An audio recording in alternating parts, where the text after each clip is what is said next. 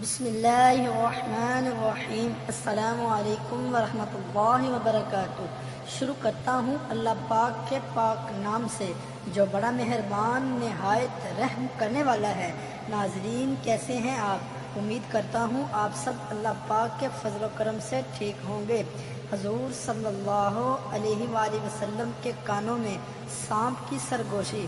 حضرت جابر بن عبداللہ رضی اللہ عنہ سے روایت ہے کہ ایک مرتبہ ہم نبی کریم صلی اللہ علیہ وآلہ وسلم کے ساتھ سفر کر رہے تھے کہ آپ صلی اللہ علیہ وآلہ وسلم آرام کی غرض سے ایک کھجور کے سائے میں بیٹھے تو اچانک ایک کالا سانپ آپ صلی اللہ علیہ وسلم کے پاس پہنچ کر اپنا منہ آپ صلی اللہ علیہ وآلہ وسلم کے کان کے قریب لے گیا۔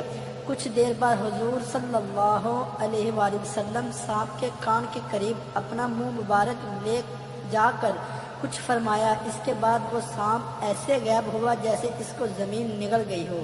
ہم نے عرض کی، یا رسول اللہ صلی اللہ علیہ وآلہ وسلم، ہم اس سانپ کو آپ صلی اللہ علیہ وآلہ وسلم کے قریب دیکھ کر ڈر گئے تھے۔ آپ صلی اللہ علیہ وآلہ وسلم نے فرمایا کہ وہ جانور نہیں، فلاں سورت کی چند آیات بھول گیا تھا۔ انہیں آیات کی تحقیق کے لیے جنات نے اسے بھیجا تھا، تم لوگ موجود تھے، اس لیے وہ سانپ کی شکل میں آیا۔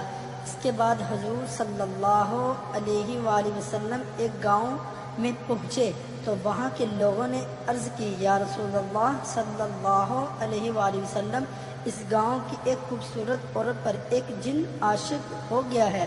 اس نے اسے اتنا پریشان کر رکھا ہے کہ وہ نہ کھاتی ہے نہ پیتی ہے، بس مرنے کے قریب ہے۔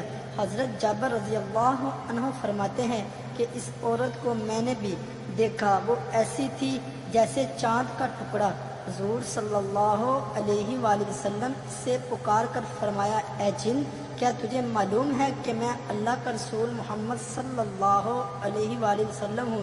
تو اس عورت کو چھوڑ کر یہاں سے چلا جا۔ یہ سنتے ہی وہ عورت صحیحیاب ہو گئی اور ہوش میں آنے پر اپنا منہ ہم سب سے چھپانے لگی۔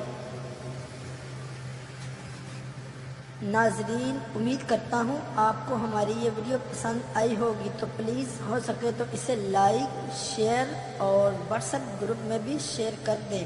ملتے ہیں نیکسٹ ویڈیو میں، تب تک کے لیے اللہ نگہبان۔